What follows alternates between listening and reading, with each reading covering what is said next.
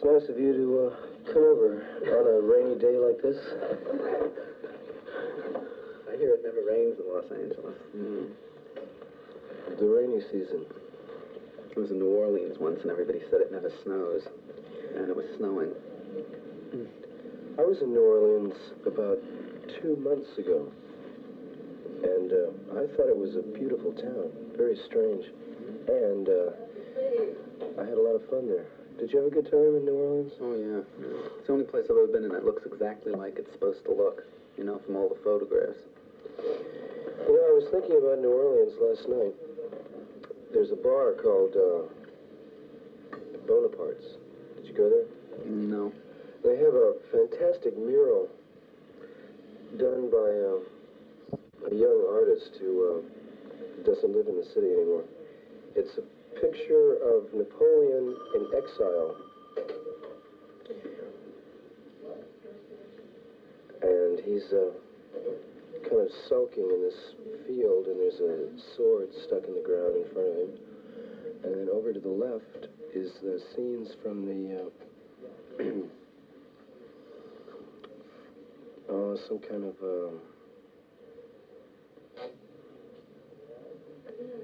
you know, it's a war scene and people in sewers, and it's chaos and all that. You know, ghosts and shades and all.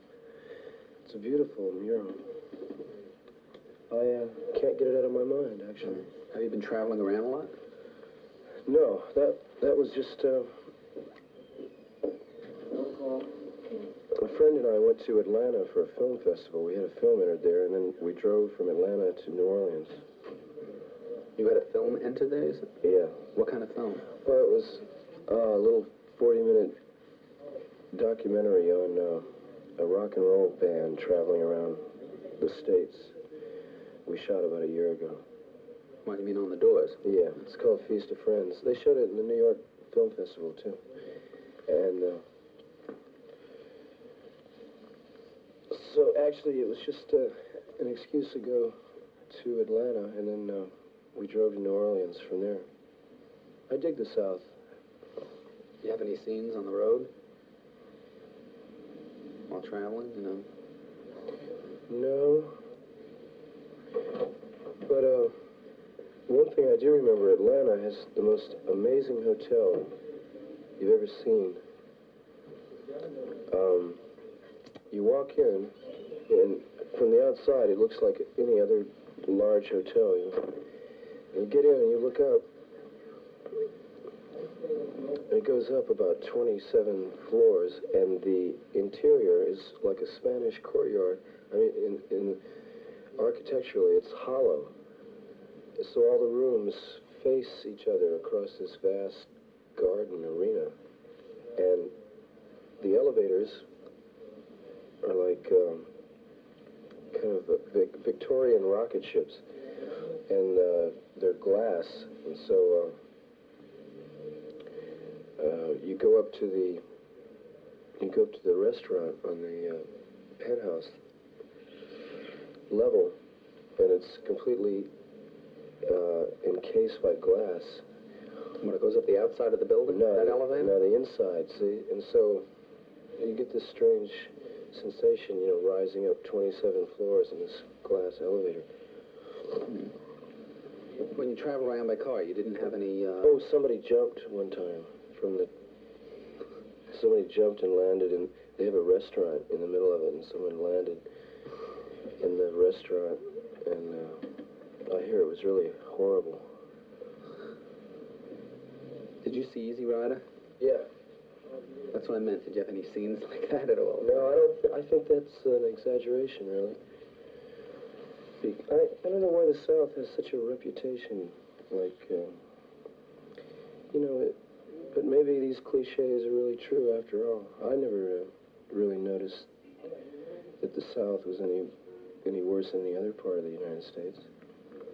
Of course, I'm from there, you know, so I might be prejudiced. But I think it's a grotesque caricature. However, it is a strange territory, you bet. How come you don't have an accent if you're from the South?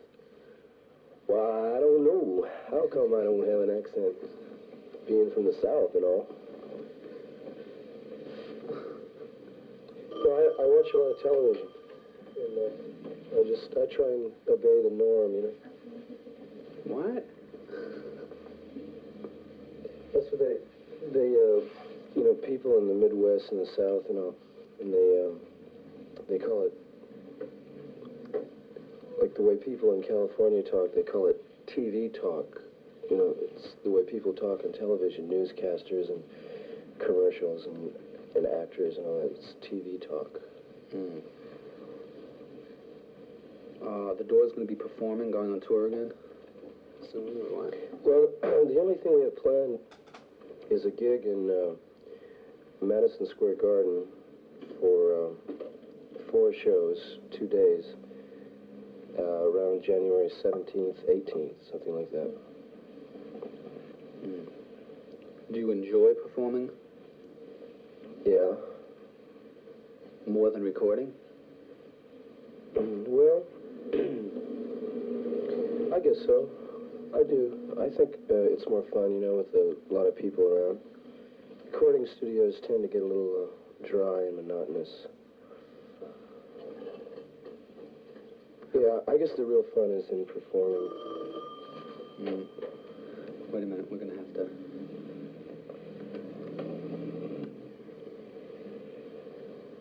You can always edit this, you know.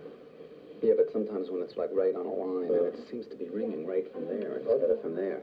Wait a minute. I put the receiver on. It's weird. The receiver's off and it still rings.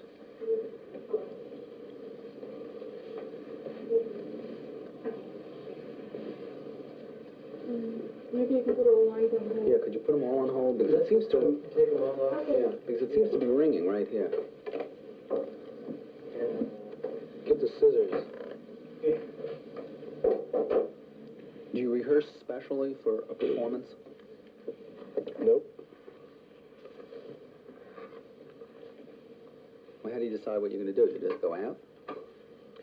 Well, we have a repertoire of 30 or 40 tunes, and so we usually plan, like in the dressing room before we go on, we usually plan, the first 3 or 4 songs, and then after that we just play it by ear. So we don't really know what we're going to do when we go out there. How about in the recording studio? How do you work out what you're going to do? Usually we rehearse a couple weeks, a month or so, until we have a considerable amount of material, and then we go in and do it. We don't,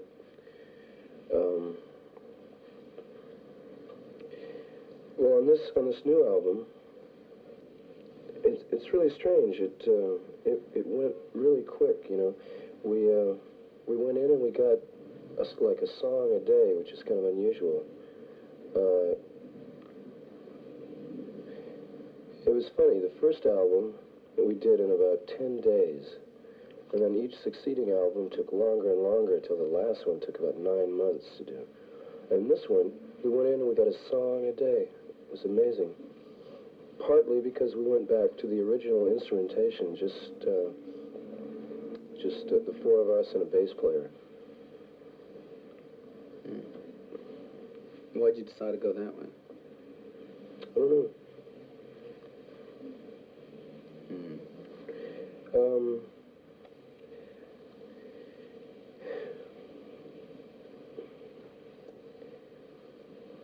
I think that phrase is the most horrible phrase in the English language. I don't know. It's terribly embarrassing. When you're in the recording studio, are you aware that you're doing a hit single at any point? No, we joke around about it a lot. But actually, we just do an album, and then, every time we make a choice for a single, it usually turns out wrong. It's usually and so what we're going to do on this one is just put out the album, and let the public decide which one they like the best, and then we'll release that as a single. Mm-hmm.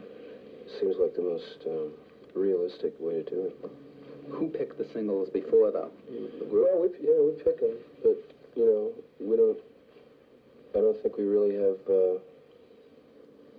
the key to the pulse of the nation, because we've made more mistakes than we've been right. The underground press, I sort of felt, was a big reason why the Doors made it so big at the beginning. I mean, aside from the fact that you were all very good. I mean, you know, the publicity has anything to do with it. It was that. And then after a while, that seemed to have changed. And I generally read put-downs of the Doors now. Why? I think, oh, by the way, I remembered the name of that guy. It was Eric von Stroheim, the man you love to hate. Yeah. I think we're the band you love to hate. So it's been that way from the beginning. You know, we're universally despised. I kind of relish the whole situation. But how did that start? Why? Why are you the band that everybody loves to hate?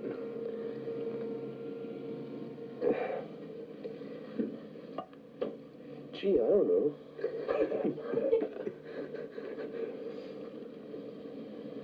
I guess, I don't know. I think it's like, I was just up in San Francisco for another film festival, this Feast of Friends, this film. It was an audience that consisted mainly of young people, way under 30. You know, hip young people, street people. And they booed the film. And I think it's that we're on a monstrous ego trip, and people resent it, you know? They hate us because we're so good. Does it bother you at all when you read put-downs? Yeah, it does. I wish they wouldn't do it. But freedom of the press and all that, you know. You say with a nasty glint.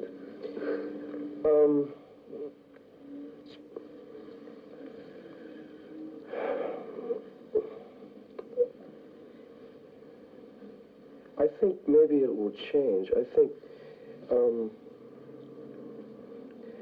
what it is, it's a question of longevity. It's like it's that old thing, like a first novel. You know, they usually give the cat a break, you know, and everybody kind of pats him on the back.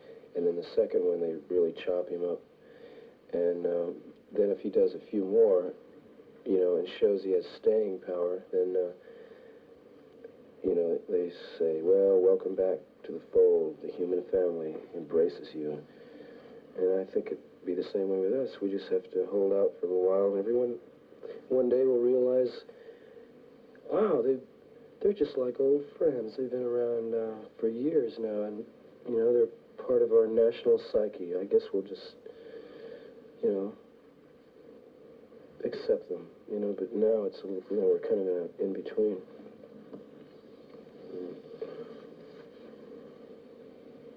Some of the criticism has been about the kind of music. You know, it seemed to have been, I don't know, rougher or maybe more revolutionary at the beginning, and then it seemed to have gotten more, I don't know, sweeter, you know, more top 40. Were you aware of that happening?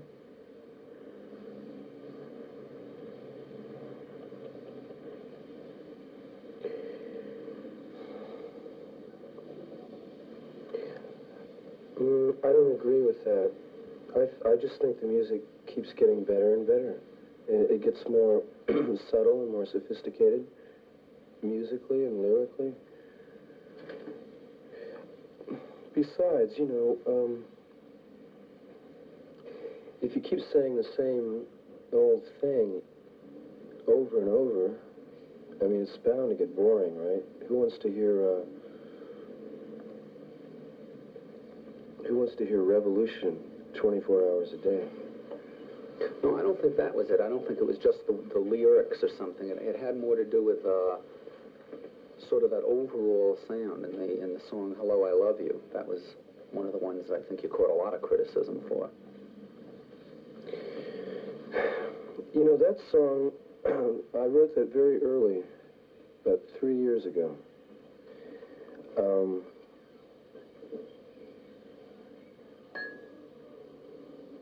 If you listen to the lyrics, you know, maybe it's the arrangement. I like it. Hello, I love you. Won't you tell me your name? Hello, I love you. Let me jump in your game. She's walking down the street, blind to every eye she meets. Do you think you'll be the guy to make the queen of the angels sigh? Forget the rest of it. Anyway, oh, do you hope to pluck this dusky jewel? I would, you know, I wouldn't say that's such a bad lyric. Maybe it was the arrangement then, but, you know, it had a, I don't know, I remember when I first heard it, and then at the end of the song, the DJ said that was the Doors. I said, what? No, it didn't sound the same, or even like it. It wasn't just that I wanted to hear more of the same. There was almost no connection.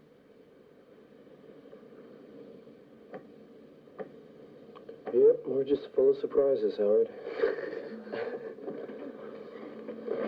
Can I have some more coffee, Kathy? You make the best coffee. You did.